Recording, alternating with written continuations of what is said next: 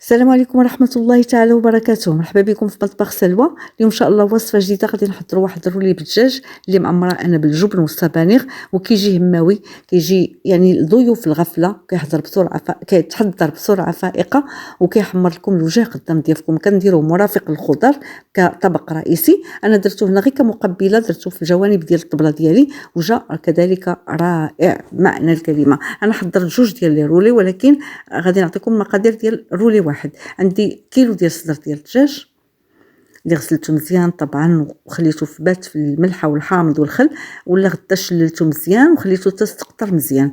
المهم عندي واحد البصله متوسطه مقطعه رقيقه، 3 ديال الفصوص ديال الثوم، واحد القليل من الزعتر نسمو بالنكهه اللي كتفضلوها، 2 معالق كبار ديال القزبر ومعدنوس، ملحه.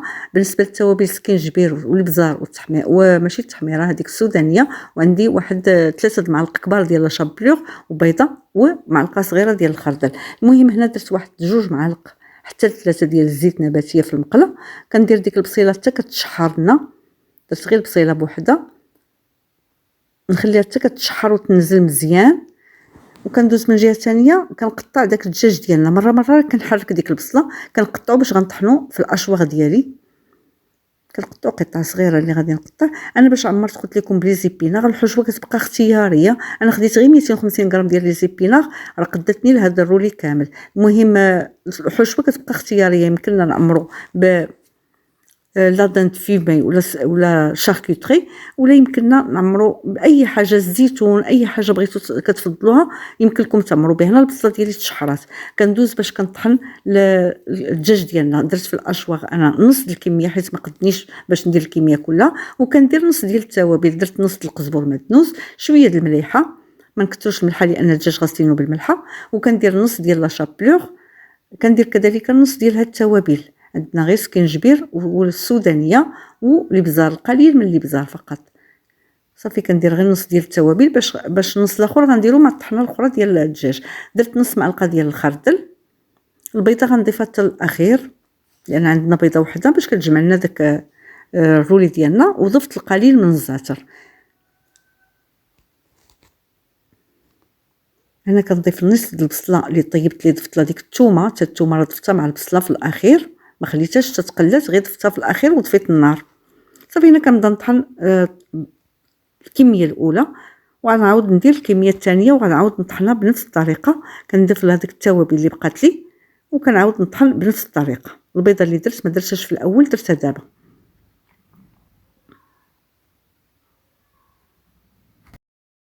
صافي هنا درت لي زيبيناغ كذلك كيتشحروا، درت لهم حتى نزلوا شويه، ضفت لهم مع شويه الزيت طبعا، درت لهم شويه ديال الملحه، شويه ديال الفلفل الاسود، وزدت كذلك شويه ديال الثوم بودره راه ما تصورليش. المهم خليت لي زيبيناغ حتى تشحروا مزيان وما بقاش نهائيا فيهم الماء، وصافي وكنخلي الحشوه حتى كتبرد لنا. صافي وكندوز ندير واحد فرشت ورق ديال الطاي، دهنته بالقليل من الزيت باش ما كيلصقليش الرولي فيه. كناخذ الكفته ديالي ديال الدجاج اللي خلطتها مزيان طبعا باليد ديالي، من بعد ما خلطتها كنقرصها فوق داك الورق ديال الطهي من بعد ما دهنته بالزيت. صافي كنقرص وكنقاد وكنحاولوا نقرصوه رقيق شويه لان عاد كنروليوه باش ما يجيناش الرولي غليظ. صافي حتى كنقرصوه كامل مزيان وكنحاولوا نعطيوه شكل مستطيل، وكنقاد الجوانب باليد ديالي وانا كنقرص وكنقاد هكا الجوانب، صافي باش ما يجيناش غليظ ويجينا مقاد الرولي ديالنا.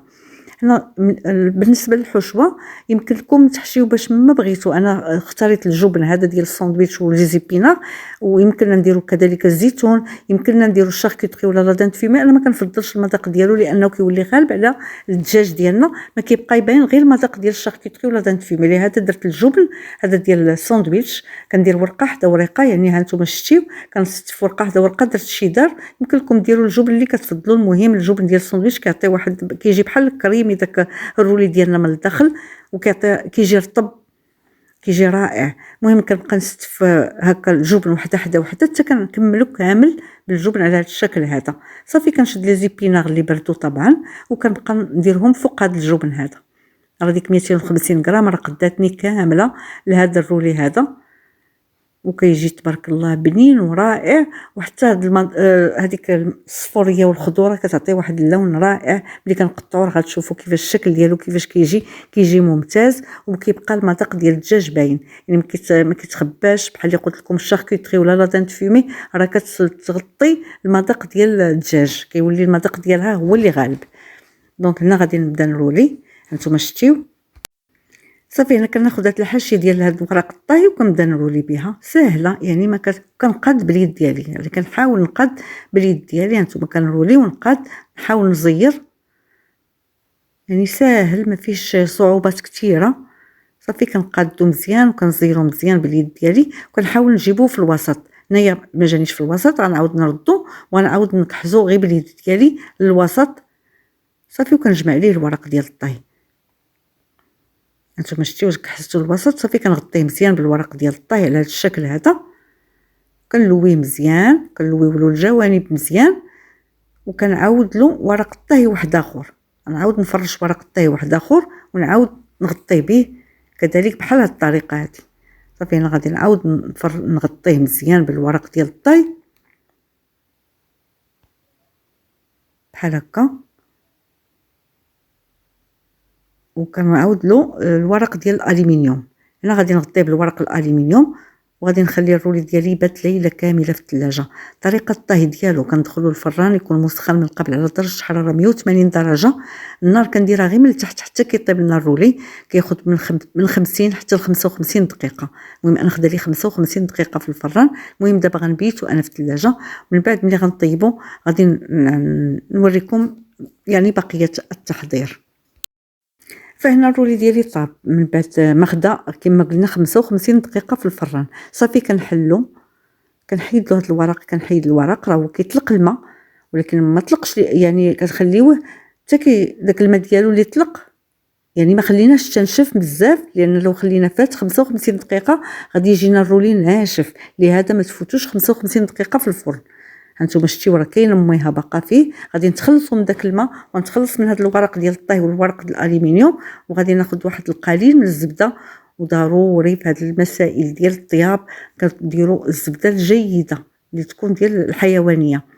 يعني صافي غندهنوا القليل من الزبده كما تشوفوا الطريقه، وغادي ندخلوا الفران حتى يتحمر وياخذ واحد اللوين ذهبي، يعني غير شي شويه يتحمر. صافي هنا كندهنوا مزيان بالزبده.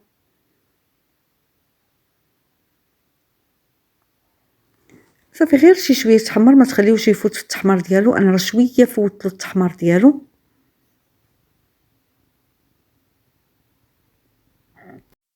صافي هنا ملي كنحمر الرولي ديالنا ما تخليوش يتحمر بزاف، غير شويه. كناخذ واحد السكين مسنن بحال هكا منشار صافي، وكنبدا نقطع الرولي ديالي محدوده فيه باش نزلوه، يعني ماشي يبرد. كنقطعوه ماشي غليظ رقيق، يعني بحال الشكل اللي كنقطعوا الفقاس، ولكن كنقطعوا طريفات رقاق ماشي غلاظ بزاف. هانتوما شتيو السمك ديالهم كيفاش قداش. صافي كنبقى مكمله حتى كنكمل الرولي ديالي كله. انا كما قلت لكم قدمته كمقبله او سلطه في جنب الطاولات. يمكن لنا نقدمه كطبق رئيسي اللي كيجي ممتاز ومرافق بالخضر. شوفوا الشكل ديالو كيفاش كيجي من الداخل، كيجي رائع. داك الجبن الاصفر مع الاخضر مع لي زيبيناغ راه كيجي واحد المذاق ما نقولكمش، اللي ذاقوا حماق عليه. كنقدموا على هذا الشكل هذا. درت له اوراق الخس من التحت ونزلته في جوانب المائده. كنكون وصلت نهايه الفيديو. نتمنى الاقتراح اليوم عجبكم والاستحسان ديالكم. نتمنى تجربوا هذا الرولي لانه بسيط فعلا وكيتستحق التجربه، غير مكلف. ونتلاقاو في فيديو قادم ان شاء الله الرحمن الرحيم.